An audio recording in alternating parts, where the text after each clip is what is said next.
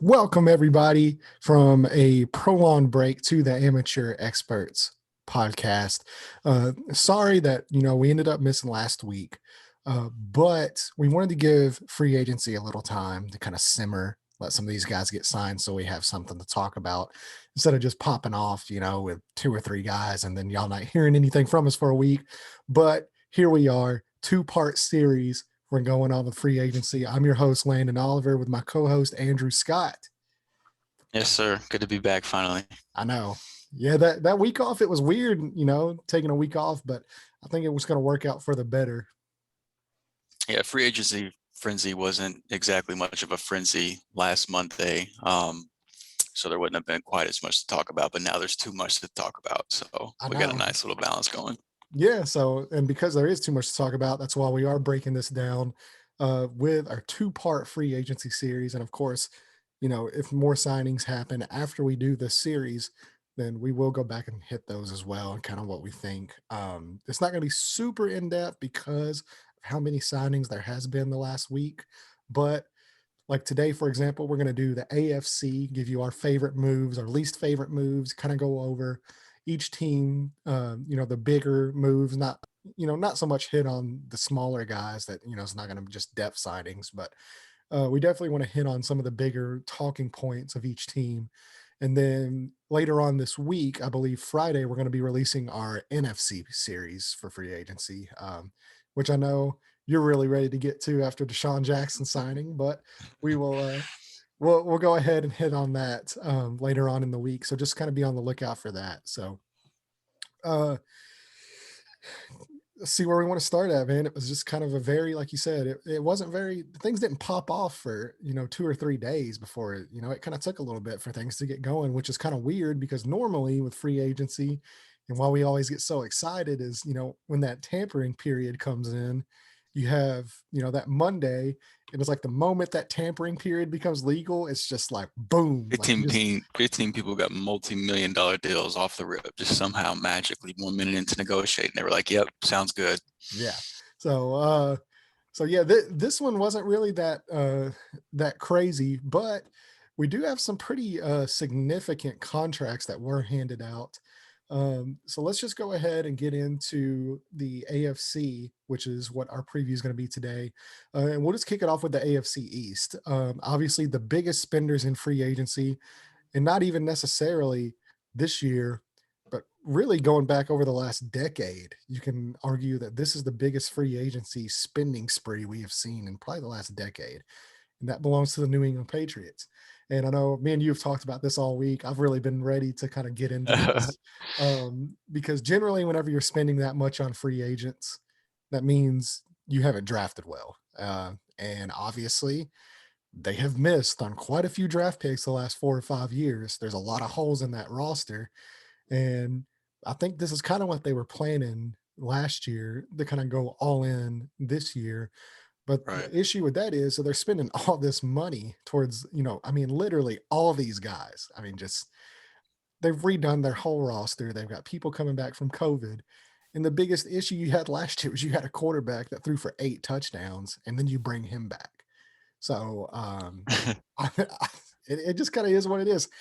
I don't think that, maybe they go in the draft, maybe they get a quarterback, but with Cam Newton coming back after the year he had last year, his arm just looked completely shot. Like he looks terrible throwing the football. And whenever you go out and get all these, some of these contracts are terrible. Like whenever, and obviously hindsight's 2020, but you look at all these guys, the Will Fuller contract, the Kenny Galladay contract is, it's kind of a bigger one, but you look at John Brown, like what he signed for, and you look at some of these other guys, Deshaun Jackson, these other guys, and they gave Nelson Aguilar $26 million, and Kendrick Bourne $22.5 million. Jonnu Smith, who I really like as a player, but he's never been that guy, that takeover kind of guy. And they give him 50 million. And then on top of that, they go sign Hunter Henry for 37.5. They're blowing through cash. And then, I get you want to surround Cam Newton and you want to see what he has. but just and maybe he does bounce back. Maybe his arm is better. But as of last year, I mean, yeah, like you have the running threat and all that, but you signed all these weapons to throw the ball. And that's, maybe instead of 8 touchdowns, maybe he throws 9 touchdowns this year. We'll see. But the Patriots are definitely going all in. And that's just, if you look back on history, every team that has so-called won the month of March, they win the free agency period, like maybe one in the last 10 years that has spent the most money in free agency has made the playoffs. So it's not a very good Right. precedent.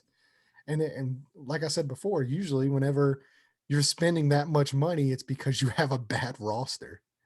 So, Yeah. and we'll see what happens. So, I mean, Yeah. That's true. what is your opinion on it?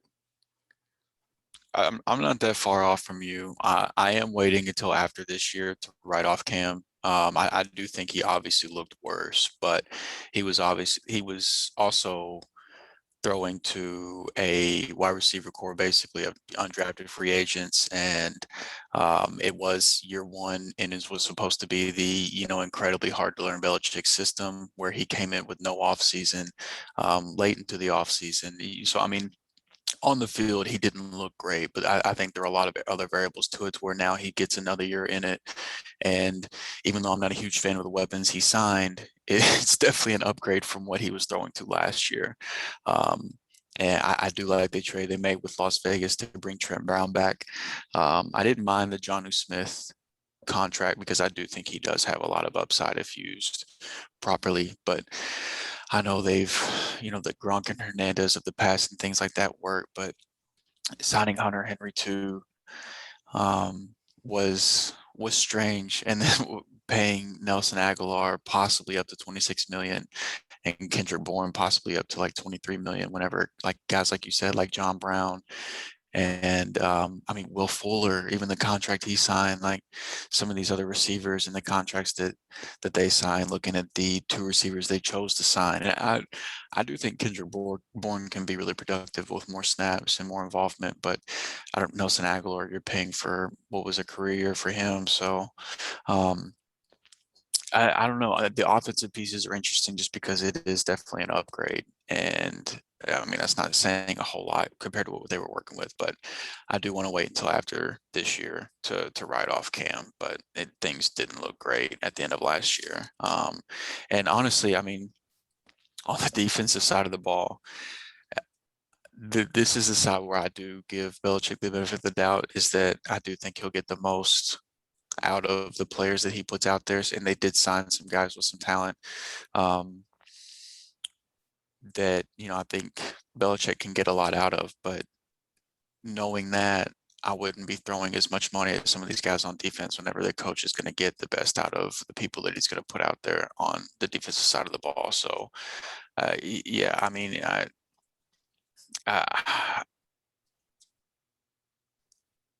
I'm conflicted because I want to get on here and roast Belichick because it's so much fun, but I also am a big Cam fan, so it's tough for me to be as critical on him just because of how big of a Cam Newton fan I've been. But I'm interested to see how they make Jonnu and Hunter Henry work, and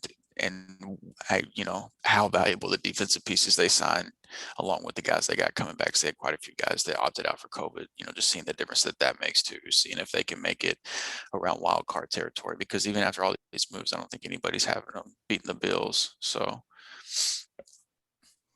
Yeah, I I mean, the Bills, they kind of did a little bit. Obviously, I believe the Emmanuel Sanders signing was one of the best value signings this offseason.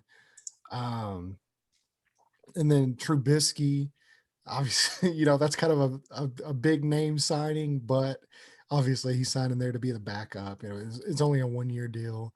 And then they pretty much just kind of bought or brought, the people that they needed to back, and then they right, extended some of their own guys. So I think they're definitely the team to beat right now. The Jets, I've actually really loved what the Jets have done in yeah, free agency. Obviously, with the Corey Davis deal, I think the money was a little too high there for me, but I really, I like the Keelan Cole signing. I really Mhm. like the Carl Lawson signing they did, the Sheldon Rankins deal that they just did.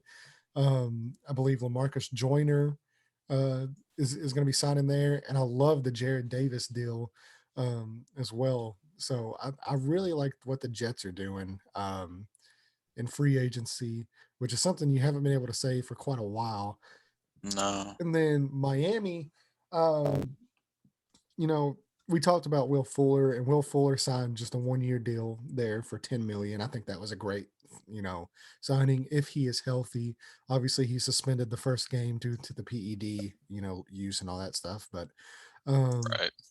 outside of that, they signed Jacoby Brissett, who can possibly help mentor Tua, and in a pinch if he needs to come in and play well. I mean, obviously he's not gonna blow the doors off, but I think that's a good signing for a 1 year deal. But outside of that, they didn't really do too much. Miami didn't. I think they're kind of building more through the draft. So let's go ahead and That kick Isaiah over. Wilson trade didn't work out.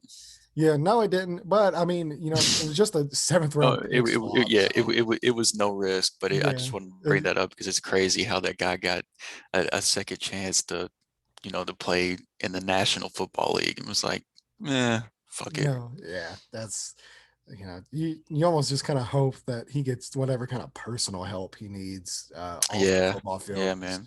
It seems like whoever he's got in his corner just really needs to reach him and try to get his life in check outside of football, because that's that's a sad situation there. So any other thoughts on the AFC East before we move over to the North? Um, no, nope, I think I'm good. All right, man. Well, let's get over to the North. We'll start here with your reigning NFC North champions, which I believe are the Pittsburgh Steelers. Another fantastic value signing with them was they brought back Juju on a 1 year, $8 million deal. That's Yeah, insane to me. That's a great value for a guy like that. Even though I'm not the biggest Juju fan, 1 year, 8 million. he's absolutely worth eight Yeah, million. 100% worth that. Joe Hague is an offensive swing tackle they brought in there in Pittsburgh. Former Colt, played for the Buccaneers last year. Really like Joe Hague. Zach Banner, they got re-signed, and that's pretty much it. They haven't really done much there. I'm surprised they haven't went after that running back position. Uh, but I mean, that's why there's the draft. So not too much Right. movement there, other than the value signing of Juju. Uh, and then the second place team, we have Baltimore. They ended up getting Kevin Zeitler for a 3 year, $22 million deal. He's had a couple down years, but I do like that signing. Maybe they can replace Yonda. Obviously, you're not going to replace a guy like Yonda with Right. most anybody in the league, but that guard spot was a big sore spot that they missed last year. And if he can get back to his playing form, uh, of 4 or 5 years ago, then I think that's a fantastic value. Yeah, I like that they brought Derek Wolf back too. Yeah, and then outside of that, I really don't think they've done much. I mean, they've had a couple guys end up leaving, and they haven't done anything on the wide receiver front. I know Sammy Watkins is supposed to be visiting them tomorrow, uh, Right. so we'll kind of see what goes down with that. Um, and then another team I've actually kind of really liked their offseason uh, is Cincinnati. I've really liked what Cincinnati's done as well. So I don't know if you're too Okay. familiar with. Talk to me about it. I mean, All I right. know that they got Trey So Hendrickson and I know that they signed Mike Hilton. yeah, so they But do have outside of that, yeah, so they do have one of the worst contracts to me of this off season, but I think some of their other shrewd moves might have kind of offset it. The Riley Reef signing, the left tackle for Minnesota last year, allowed yeah. one sack all year, 1 year, $7.5 million. I think they're gonna possibly move their left tackle they had last year, the kid out of Alabama. I think they're going to move him to the right side. Reeves going to be left side, so getting more protection in there for Joe Burrow. Obviously, they need that. Um, and then the Chidobe Awuzie, he was the cornerback for Dallas last year, and he's really Yeah. shown some flashes. I think getting into a better system might help him out, but he's very athletically talented, and he got a 3 year, $21 million deal. And then obviously Mike Hilton, they signed him to a 4-year, $24 million deal from the Pittsburgh Steelers. So they hurt a division rival. Mike Hilton's one of the best slot corners in the league to me, especially as a blitzing cornerback. He's absolutely fantastic, and I've really liked that. Um, but the elephant in the room with all these value signings is the Trey Hendrickson signing. Uh, they signed him to a Right. 4-year, $60 million deal. And this is a guy that has not really had any production outside of last year in a contract year on a loaded Saints defense. And you're paying him that kind of money to come in. And they let Carl Lawson go, who signed a much better deal in New York. Right. So I think they took a loss there, but there are other pieces I'm actually a really big fan of. Yeah, and I think the Trey Hendrickson deal is basically like it was a 4-year deal, but it's basically a 2-year deal. Yeah, it's like 32 million of the 60 million is guaranteed in the first 2 Yeah, years, and then after that they can come out of it pretty clean if they wanted to. yeah, So I which mean I they're still paying up, but a lot of contracts it seemed like whether it was for the players' benefit or the teams, a lot of guys it seems like are trying to hit free agency relatively soon. Again, guys that were a free agent this year, well, and you can't blame them considering the cap's about to skyrocket with the well, TV yeah, deals and everything. that new TV deal that they signed is pretty insane if you look at the Right. numbers. Yeah. So, whether it's the team wanting to shorten their risk or the players want to get back on the market, there's been a lot of even the deals that say 4 or 5 years. Whenever you really look at it, most of them are basically like 2-year deals, maybe 3-year deals for some of these more lucrative contracts. But um, So I mean, I wanted to see him bring William Jackson back, and it was interesting to see, instead of them passing up doing that, and he got a relatively big contract, they took that money and put it into, I think it's 3 corners is what they ended up signing with it. So, I guess they do need more than just one piece on that secondary. So them trying to take a value approach and sign multiple guys instead of just signing one. But I would have liked to see them bring him back. But other than that, I think it's pretty solid too. And then this gets us in to another one of my teams. So my two favorite teams that have done free agency so far, and this is weird saying, but it's been the Jets and the Cleveland Browns. And I know you've really been wanting to talk about the Cleveland Browns because they stole your Yeah, boy. Um, 2 of them. yeah, two of them, and I think they were two very important pieces from the Rams last year, and that number one defense. And we can get in. Obviously the Rashad Higgins, they re-signed him. Anthony Walker, who I think is an extremely underrated linebacker from Indianapolis. He's not very good in coverage, but he's a fantastic leader, one of the smartest players you could ever be around in the linebacker room. And he's a fantastic run defender. And the only reason Indy even really moved on from him is because he doesn't fit the type of defense that we run. And he kind of was getting outsnapped. Bobby Okereke is taking over his spot. Much more athletic, pass pass first kind of a linebacker, and he kind of got phased out. And I know he wanted more snaps, and I think it's really cool to see him go to a team like Cleveland, where hopefully he can make as big of an impact as he made for us. So I'm really rooting for Anthony, and I'll let you kind of take over your two guys that they signed since you are the resident Rams fan. So Troy Hill and John Johnson. Yeah, man, those 2 guys and the money that came along with those signings were the reason why probably across the entire NFL, we haven't talked NFC yet, but Cleveland might be having my favorite offseason across the entire NFL.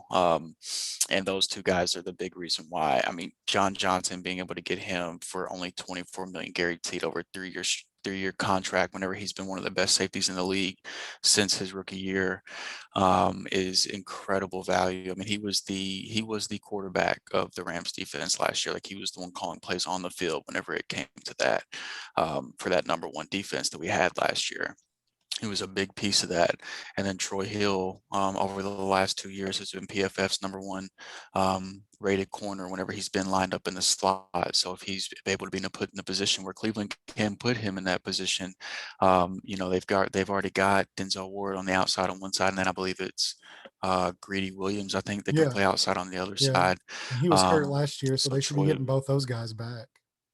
Right. So Troy Hill can play where he shines the most, for Cleveland. So, um, their secondary needed some work, and I think they picked two great places to improve it. And then, like you said, the guy they're getting back from injury, it's looking like a defense that was already solid last year. Yeah, It really can the make the only jump to being a really good defense. yeah, I think really the only hole I can think of on that defense is they still need a pass rusher opposite Miles Garrett. Right. They because they are losing, potentially losing, depending on if they bring him back, Olivier Vernon, which with that injury he had and all that kind of stuff, we'll kind of see what happens with that. But they could be losing him. But yeah, I'm right there with you. They turned the biggest weakness on that defense into a potential strength. And that's a very, very complete team already. So to get the Yeah. guys that they got at the price they got, I think that it, depending on what they do in the draft, I think it can definitely potentially vault them into that elite AFC contender status. Right. I agree. I agree, man. I mean, it was incredible to see it was kind of easy on paper looking at the team prior to free agency. They've got the pieces for playmakers. They've got the offensive line. Um, Obviously nothing's going to change with the quarterback this offseason. So it was pretty clear that the defensive side of the ball and the secondary needed to be addressed. And the Cleveland Browns of old would have probably just sign Thrown, Nelson Aguilar and Kendrick Bourne. yeah, Um, thrown money, yeah, done what New England did basically. but instead, they made some really smart moves, man. And I think the NFL is more fun whenever Cleveland's good. So Yeah, um, that's actually it's cool Emily. to see. She has become a just kind of indoctrinated Browns fan. I guess because Nice. of Baker Mayfield. So it's funny because I'll watch Colts games, and then if there's Browns games on, she'll sit and watch them with me, and we'll kind of root for the Browns. So having somebody Yeah. in the house that that kind of roots for the Browns a little bit, which I mean she's not huge into football, but she does. She does like rooting for the Browns whenever they're on because I guess the history of they're so shitty, and it's kind of cool to see them Right. kind of turn it around. It And then really is cool. Yeah. so yeah, Go ahead and buy her John Johnson jersey, man. She won't be disappointed. well, yeah, if I do, I told her I was going to get her a Baker Mayfield jersey if they beat the Chiefs last year, and Yeah. they obviously that didn't work out. But Baker's fun, man. I like Baker. I know he's got, some a little bit of ways to go as far as improving and stuff, but I just like I Baker, do too. man. Yeah, I do too. And I think I think the biggest issue, was he just needed to be humbled, and Yeah. that down year he had a couple years back, I think it really did kind of humble him. And last year you kind of saw him, obviously he wasn't talking so much trash. He was just kind of going about his business, and you could see him kind of grow into a better quarterback. So I'm really looking forward to another step to see if he can make that next step, similar to like how Josh Allen and some of these other guys have done this year. Because I really like Baker, and I think he's definitely matured some as a player and as a person. Yeah, I agree. I agree, man. Nah, So I'm huge fan of his commercials too. I do like, yeah, I love the he's got commercials, some good man. ass commercials. Yeah. He's a funny dude. So, Yeah, he um, is, man. so let's move into the AFC South next. Obviously, the big free agent spender here is your garbage can Houston Texans. This division's Um, got a whole lot of but oh why though going on. yeah, man, this is like I said, Holy. it's if you're a fan of a team in the AFC South, it's I mean it's literally every year, just it's constant fuck ups every single season. I don't think anybody really wants to win this division. Um, we'll see what happens. But Houston, I believe they've signed what 27 guys, 26, like half of their raw. Like I'm being serious. I mean, it's Yeah. literally been and none of them, like two of them. So they've already got David Johnson on the roster. Then they go out and give Mark Ingram a contract, and then they go out and give Philip Lindsay a contract. It's just like what the fuck are y'all doing, man? Like it's if you own any three of those players in fantasy football, I'm sorry. Like that's Yeah. you might Yeah, as it's well just rough. you might as well hit the cutting block. But I'm going here and I'm looking through some of these guys. I mean, maybe Jordan Jenkins, maybe I think the Desmond King signing was fine. Like only having to give up 3.5 million for 1 year of Desmond King. I don't think depending that's a on how bad many games he contract at all. plays. Right. Maybe Yeah. But They got like Shaq. Vernon Hargreaves, wasn't he like damn near like the worst corner in He football? was terrible last year, so they re-signed him. Yeah, like got to bring him back. They traded, Benardrick McKinney for Shaq Lawson, which I Right. think could be a good move for them. But I mean, man, there's just so many. Just I like Bernard McKinney too, though. I mean he's not incredible, but I don't think he's bad. They got Marcus Cannon. I believe they traded for him from New England, and yeah, Ryan Izzo. yeah. They traded for him. Andre Roberts, Dante Moncrief. Why is Dante Moncrief still getting signed? Oh man, yeah, I, former Colt Dante Moncrief. I I was don't get actually a it, huge man. fan of him coming out of the draft. Yeah, He just I used to like Moncrief too, but he never put it together. that ship sailed. Why are we still doing this? Yeah, I don't, man. That's so many guys here, and then obviously, you know, Indianapolis. The Carson Wentz trade went through officially. Right. Andrew knows, but I got my jersey already on order. It just shipped this afternoon, so I'm looking forward to that number 2 jersey. Love the number, by the way. Great choice in number. Yeah, Um, yeah. that's great number aesthetics, which is half the battle of being a successful quarterback. You got to look good in number. Uh, and then some. So one of the really surprising signings for me was them bringing back Marlon Mack on a 1-year Yeah, I deal. agree. That surprised the shit out of me. Good value. I mean, Um, it's only 2 million. yeah, 1 year, 2 million.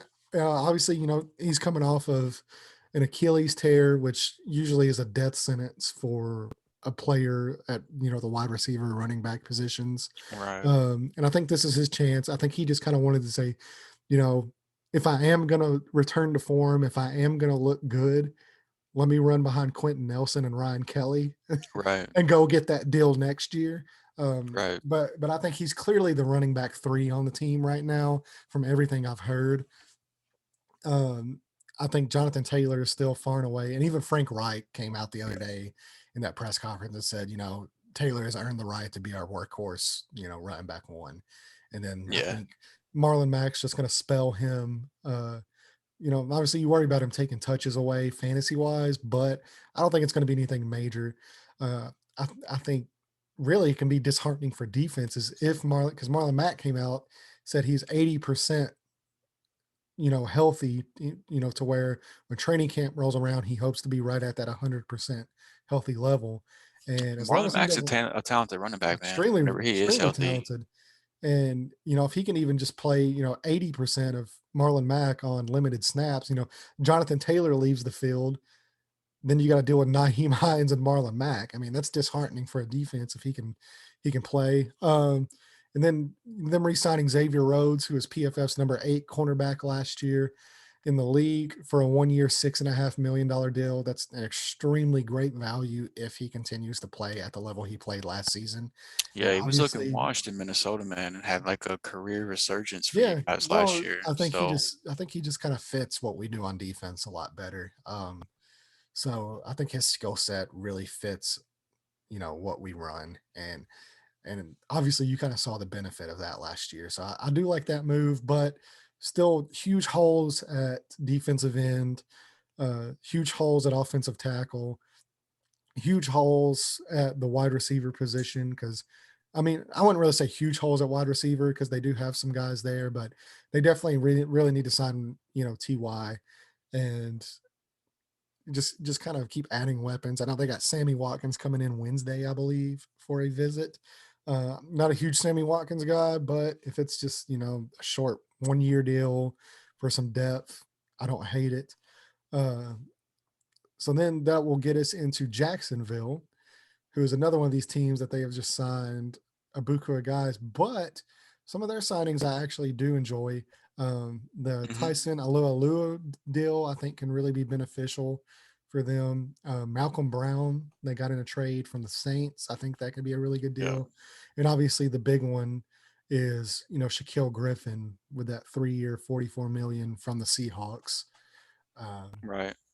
With that so only being 29 million guaranteed, I really don't think that's a terrible deal. They definitely paid no, on the upper end of what you would have thought he might get, but I hey, think that's with the free agency. guarantees and then the incentives, yeah, I mean, I thought they did well, and Marvin Jones is like one of my favorite contracts of the offseason up to this point. Yes, they did get Marvin Jones. So Yeah, I believe it was what 1 year, 7 million.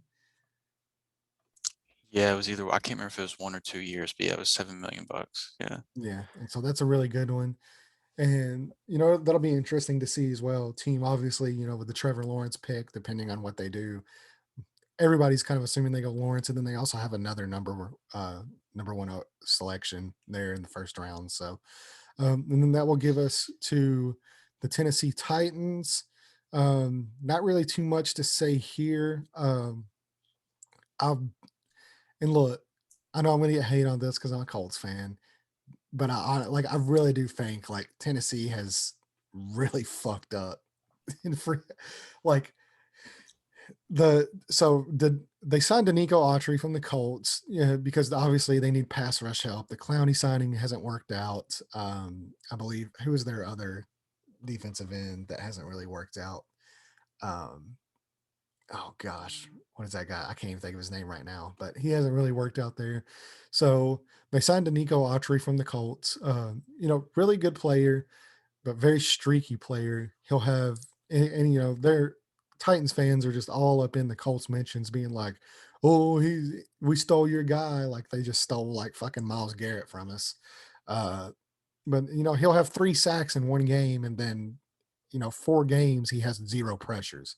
So he's an extremely streaky guy, and if you're counting on him to be your number one rusher, and not to mention, I mean, the guy's going to be 32 years old this year. Like it's not like you signed some up and coming guy. Uh, so we'll kind of see what happens with that. And then to me, one of the worst contracts handed out this year was Bud Dupree. Um, I like the player, or not necessarily. I don't like the player, but I like the athleticism and talent he has. Obviously, with him coming off the injury, but a 5 year, $85 million deal, and I get it's 35 million guaranteed, but that's a lot of money to hand out to somebody. And his only production he has had as an NFL player has come on a loaded Steelers defense. 61% of all pressures that guy has generated have been completely unblocked or completely cleanups. unblocked. And if you're giving that kind of money to a dude who the only way he performs is if basically he's not getting touched, I I I don't see how that's a good signing. I'm just not a huge fan of that one at all. The Janoris Jenkins deal, the Kevin Johnson deal. Um, obviously they released Malcolm Butler, they released the Dory Jackson. Um, Kenny Vaccaro's gone, and I know their secondary wasn't good, and that's the thing. I know you want to upgrade that secondary, but when you're cutting these guys, and then you're signing dudes whose absolute ceiling is the guys you just cut. I mean, like you hope Janoris Jenkins gives you a Dory Jackson, production, because that guy has just looked burnt toast in the last 2 years.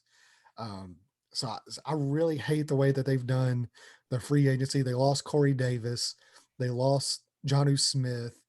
Um, and then, I know there's some guys that are kind of high on Anthony Ferkser, but he's on a 1 year deal.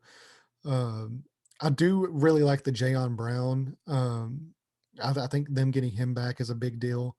And I do really like that signing. But outside of that, I mean, it looks rough on paper. Some of the money that they've thrown to some very, very at best average guys. Yeah, I mean, whenever the Bud Dupree deal happened, I tried to put my rose-colored glasses on because he's, former Kentucky Wildcat, and Yeah, I I mean, I want love to, the guy. Love the guy. yeah. But I mean, it is definitely a huge risk to take and a lot of money to throw at him based on what, the trends from what we've seen so far with his career. But so that one is tough to like, and I do agree with on what you're saying with Janoris. I have no problem with them cutting bait with Malcolm Butler and Odori and those, like, clearly their secondary wasn't working as Right. is, so there's no reason Yeah. to hang on to it. But so I don't really hate that. But I mean, I do think the Firkser and Jonnu Smith thing is interesting because they did choose to let Johnny walk and bring Firkser back. And from like week 5 on last year, with both of them on the team, Jonnu got outproduced by this guy that just is a lot cheaper. I'm Yeah, not saying that he's a better player than Jonnu, but for whatever reason, what they do in the offense, it works, and they got it at a value. And obviously AJ Brown's going to be the number one target of that offense, and I don't think Josh Reynolds, who they brought in to replace Corey Davis, is as good as Corey Davis, but I think he can be a good Corey Davis type of compliment for a much more team friendly deal. So I think they've had a mix in the, like you said, Jayon Brown was a very good team friendly deal. yeah. Um, so I think they got a little, I would they would be like right in the middle for me. I think they've made some smart moves, and they made a couple of head scratchers. But they definitely still have a lot of work to do on the Yeah. defensive side. My only problem with what they've done is it basically just comes down to, like you said, I get moving on from the secondary. I get moving on from some of those guys because they didn't produce last year. But you want to upgrade that spot. And I don't think they upgraded it at all. And their biggest head scratching moves are their moves for big money. And I think that's where they've lost me as far as free agency goes.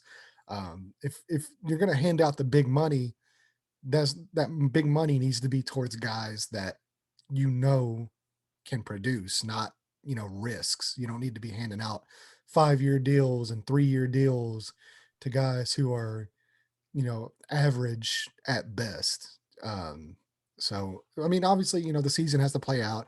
I do really think they need to go wide receiver in the first couple rounds. That's definitely a spot on their team, and I really think they need the Lamb signing could possibly be a good one for them, and it's a short-term deal, but they do need to kind of address that tackle spot and some of their offensive line as well. So we'll kind of see where that goes. And then we'll just hit on the AFC West real quick. There's not really been too much going on. I do really love what Denver has done with their secondary. The biggest Hmm. weakness on that defense last year was the secondary. You franchise tag, and then later on, they end up signing to a long-term deal Justin Simmons, who I think is one of the best safeties in the league. Then you go out, you get Ronald Darby, who can be a decent cornerback too, and then they steal Kyle Fuller away from Chicago. I don't know what the fuck Yeah, Chicago's doing, but a 1-year, $9.5 million deal. Reintroduce him with Fangio in that defense. that is a bargain. I think that's a fantastic move. That's one of the best Yeah. contracts of the offseason so far. So they turned their biggest weakness into, I think, a potential strength, similar to kind of what Cleveland did as well. So that Yeah, is a team it's that really is. disappointing because I think their biggest weakness is still the quarterback Yeah, position, that's what I was gonna and say is a lot of teams throw out, like, "Oh, well, we're just a quarterback away." And they a lot really of might teams really be. are a quarterback away, but I think the Broncos really are just a quarterback away. I think Yeah, if they can possibly move up in the draft and snag one of these guys like Justin Fields, Trey Lance, somebody I'm like not sure that. how much. I'm not extremely familiar with their offensive line to know if it needs It's work or not not. bad. It's Um, average. It's not terrible. but Obviously, I God, I think mean, they they've could got great pieces on defense, and they've got weapons incredible galore. playmakers. Yeah. Yeah, so I mean, yeah, if you could put a real quarterback on this team, they would be a lot of fun. Um, And then so then that'll get us into Kansas City. Um, they Kyle Long came out of retirement. They signed him for a 1-year, $1.5 million deal. Could be up to 5 million. I think that's a kind of a really good value signing for them. yeah, that's a Um, great deal. if if he plays, kind of like the old Kyle Long, I know towards his last couple years he had some really bad struggles. Um, so we'll kind of see what happens with that, but it's kind of cool seeing that guy playing football again. Mike Rimmers, I think they re-signed him. Taco Mhm. Charlton re-signed. They're just kind of re-signing some of their own.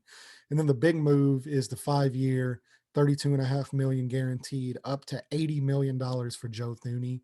Um, I get it to an extent because you want to protect Mahomes, but their two biggest weaknesses on that line are your tackle spots. And then your weakness outside of that is your center spot. And I don't think giving a guard that kind of money is really going to move the needle that much for that offensive line. They're going to have to address that either with a value free agent signing, which I don't know if there's too many value tackles out there. I think Roderick Johnson's still out there, possibly.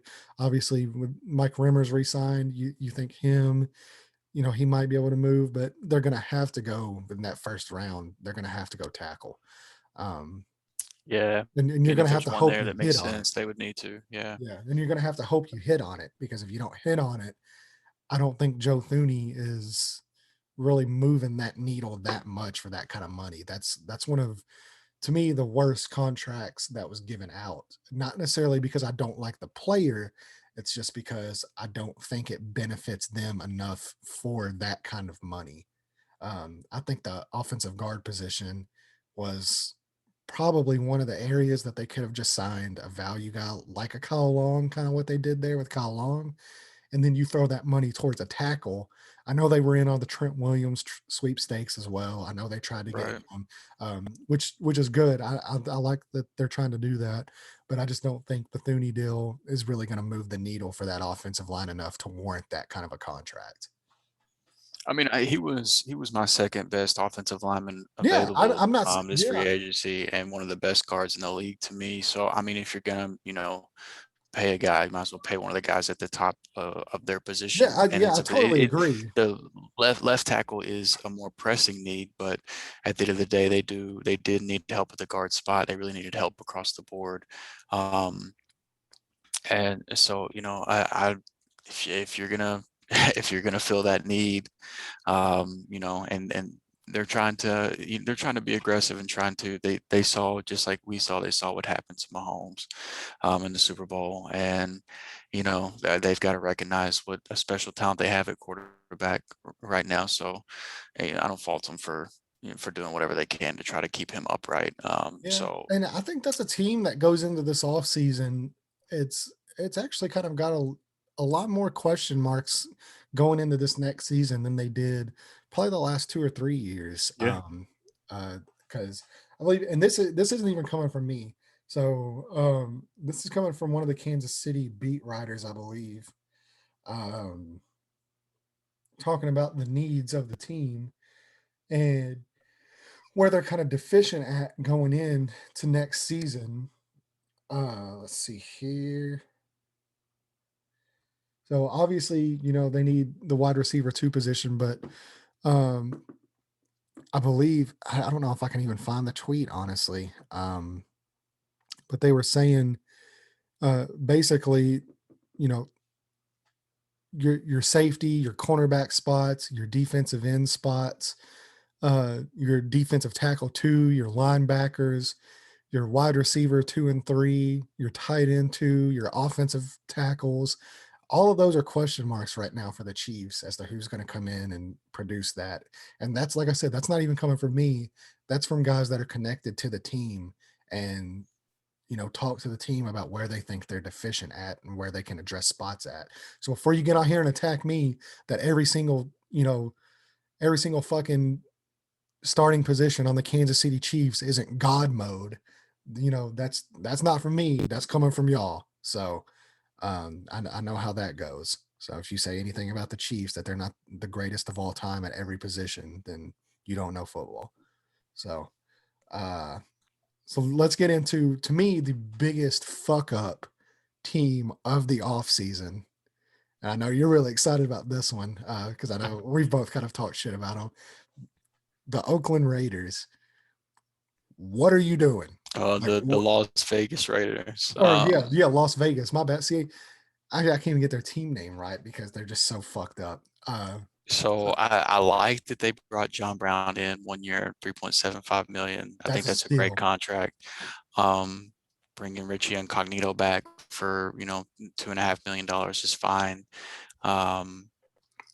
Outside of that, I do really like the I Yannick Ngakoue signing. I think that could be a potential value if he plays up to his potential, which obviously he has not in the last few years. yeah, I mean, 26 million is a lot over 2 years for a guy that really hadn't. But I think whenever you see some of the other, pass rushers, like what they've signed for, I think the 2 year 26 million isn't really that much considering you got guys like Bud Dupree out here getting 16 and a half a year. who I think is less talented than Ngakwe is. Yeah, I I really think that's about the only contract you can use as an example of like no, I a mean worse there's one. there's But a few more there that I think are just kind of. I think his I think he might have one of the better pass rushing contracts that got handed out this year. If, like I said, he plays to his potential, but with it being with it being the Raiders, I mean, we know how this is going to end. it's insane to me that granted their offensive line was aging a little bit, but the fact that it was still like one of the biggest strengths of the team, and you just decimated outside of bringing Incognito back, that's Terrible. wild to me. I And don't then on get it, top of man. that, I mean, so I do like the Quentin Jefferson signing as well. I think that could be a good value. Solomon Thomas could possibly be a good value if he can get healthy and play up to his draft position. But your two biggest signings, the Kenyon Drake signing, just I Why don't, are you giving a running back $11 million whenever you already have Josh Jacobs? I Why? just don't get it. And they've got Theo Riddick there as well. On a Don't 1 year, they still have $1 million Jalen? Don't dollar they still deal. have Jalen Richard too?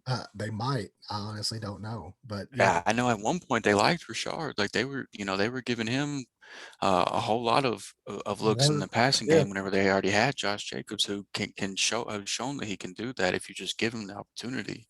yeah. And so the It's Kenyon Drake signing to weird, me man. it's one of the top five worst deals that's been handed out as well. It's just I don't get what Oakland's doing. And then, like you said, on top of that, your biggest strength. I mean, they had one of the top five, at the least one of the top 10 offensive lines in football the last couple of years, and that's the biggest strength of that entire team. And they blew it up for whatever reason. Obviously we're not privy to what happens, whether some of these guys asked to get out, like Rodney Hudson or some of these other guys. We don't know what transpired behind the scenes, but just to blow it up and not replace any of those guys. And, you trade Trent Brown back to New England. Your guards outside of Incognito are now gone.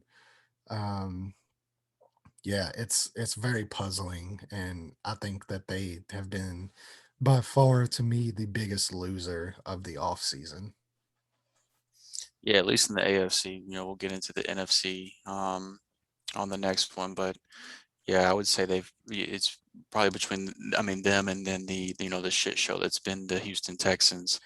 Um, those are kind of Yeah. the two big storylines of the Houston's got a oof bigger issue side. than just free agency on their hands right now, Yeah, they sure do. because you got women coming left and right talking about Deshaun Watson's done diddled his thing in front of them getting a massage. So Yeah, um, we'll see what happens with that. The last team we haven't talked about is another one that I think has had, and I mean, it's only a couple moves that's really done it, but I think another team that's had a great offseason has been the LA Chargers.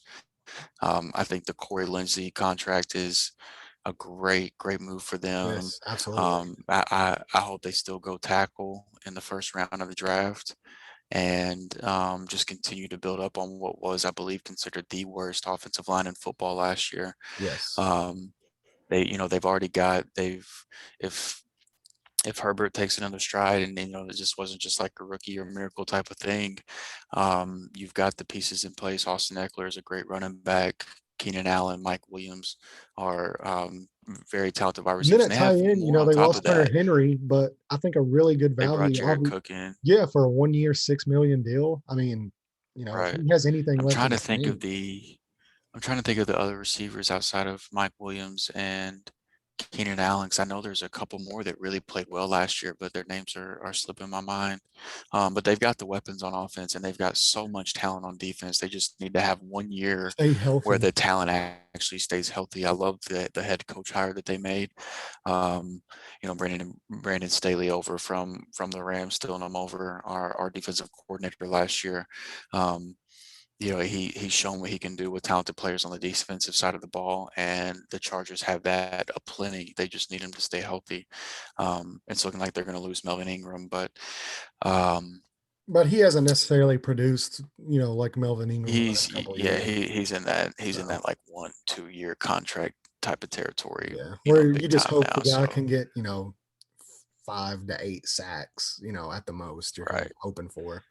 yeah. I do like So Michael I think this Davis, is the the Mike team if they Davis can, signing that they made. yeah, I really like that one as well. I think that's a good value. yeah, yeah. So I think they're a team to where if they can get a little bit more of offensive line help, I think they're another team that's ready to take a jump next year and be, I don't know if I would have them winning the division over Kansas City necessarily, but I do think they have a really good shot at being a wild card team next year.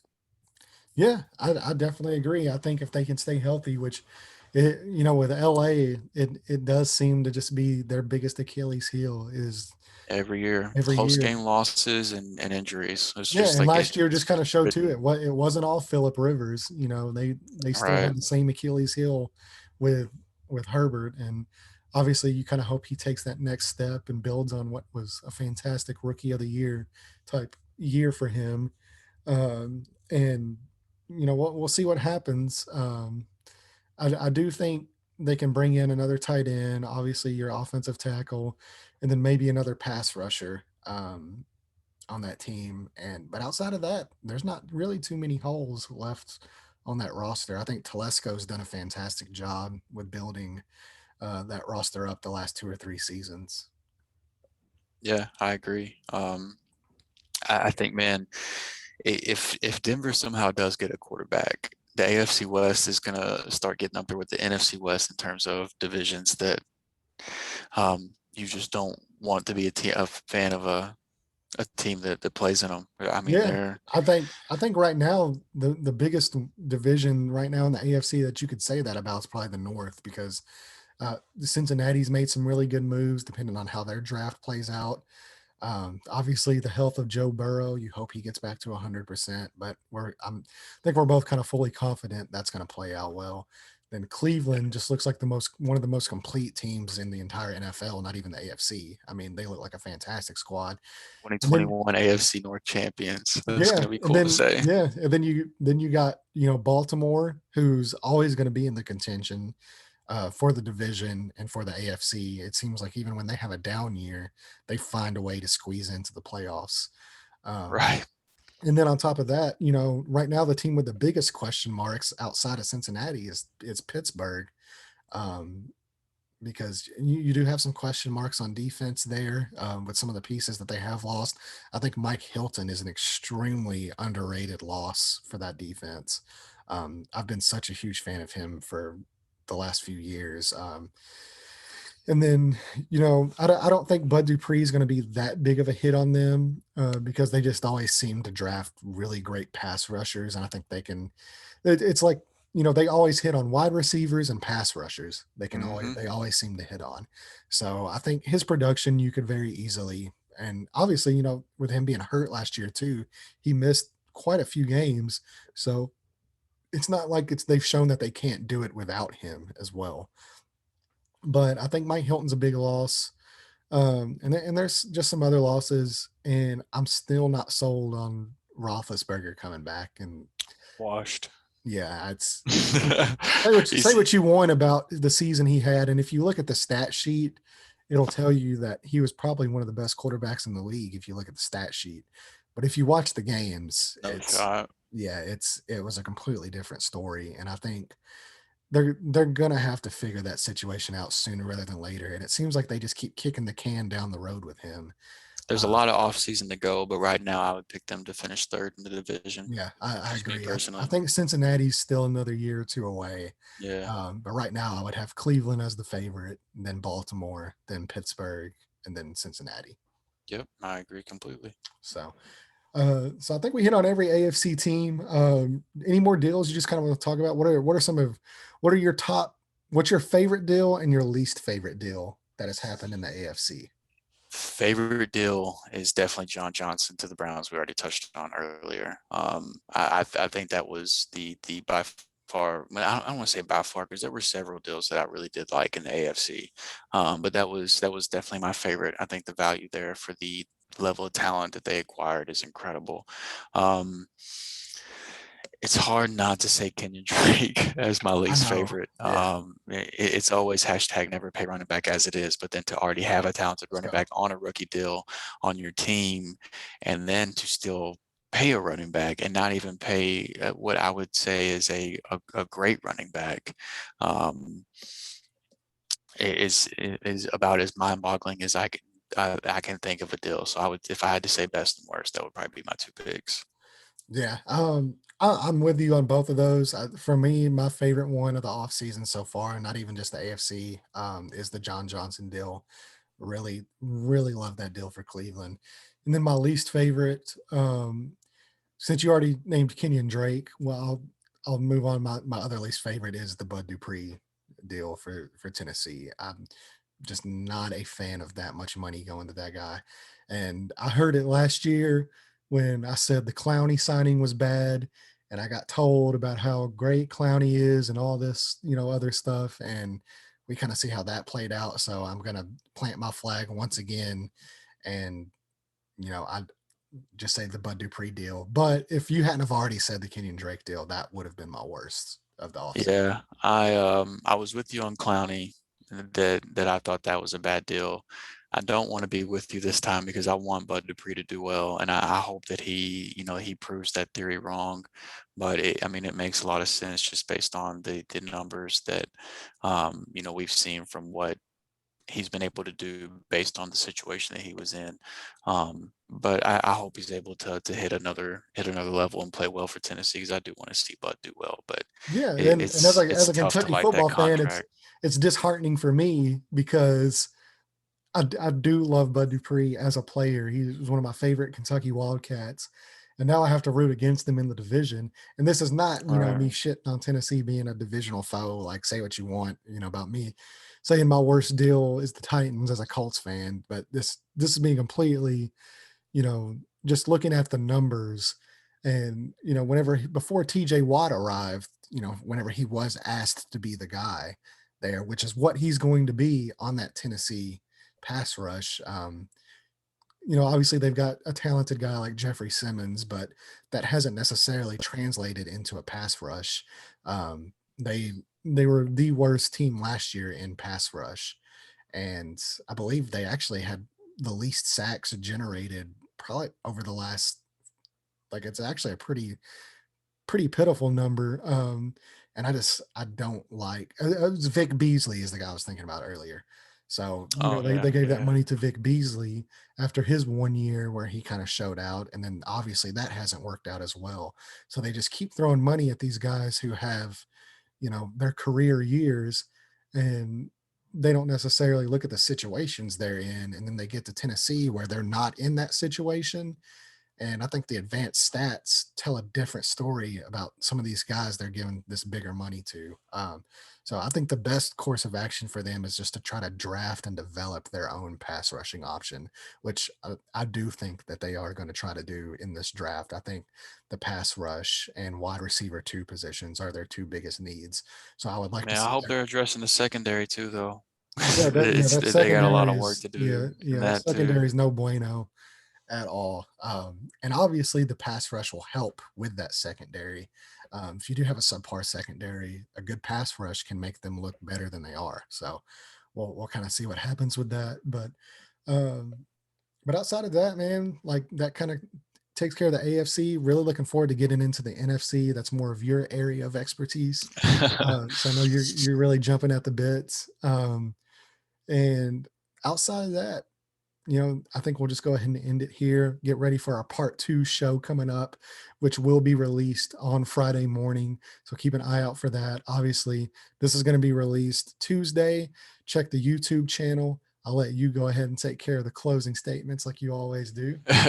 Yeah, yeah. If you're out there, if you're still listening and you like what you heard and you want to hear what we got to say about the NFC, we be sure we're on Apple Podcasts, we're on Spotify, pretty much anywhere you find your podcast, we're there. And then if you want to stare at our ugly mugs and watch us talk about fantasy, you can go check us out on YouTube, the Amateur Expert Podcast there. go subscribe to the channel. Be sure to smack the bell whenever it pops up so that you can get notified whenever we do upload videos. And if you like the video, man, then literally hit the like button on the video, because that the likes and the comments and stuff help us out as well. So anything you agree or disagree with or anything like that, be sure to drop a comment. We're active in that as well, and responding to comments. The conversation must go on despite the fact that the podcast is over. So be sure to do that as well, and start a little conversation up. Yeah, we definitely love feedback. We love talking to you guys. And we love hearing topics that you would like us to hit on as well. So definitely looking forward to some of our future projects we have. Definitely looking forward to getting some more guests on here. Maybe like I said in the last one, maybe we talk a little bit more. We hit on some bourbon. We hit on some video games. All right. We hit Yeah. on some other stuff. We're not just a football show, even though that's what we primarily talk about.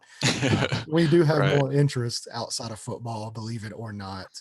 My It's almost fiance would time for my fiance would a argue baseball with you preview. about that. She would say that football is the main thing in my life, but Right. I do enjoy other things. So we'll go ahead and Hey, it's end it almost here. time for a baseball preview though, man. We're only like 8 days away or 9 days away, I think, from opening day. That So we are. it's almost that time. That we are. Maybe we can put some of those text message threads we have up into an actual audio show. Right. Right. And then also we got our fantasy baseball draft. Maybe that's something that we hop on here and do as well with Andrew and I. So Yeah. there's some different options, but yeah, if you are interested in joining us as a guest on the show, maybe we've talked shit about your favorite team. Maybe you want to tell us we don't know anything about football. Um, you are more than welcome to join us. Just make sure you bring facts instead of emotions. So outside of that, we will go ahead and end it here. Thank you guys so much for listening. And don't forget, part 2, Friday, NFC. We will see you then.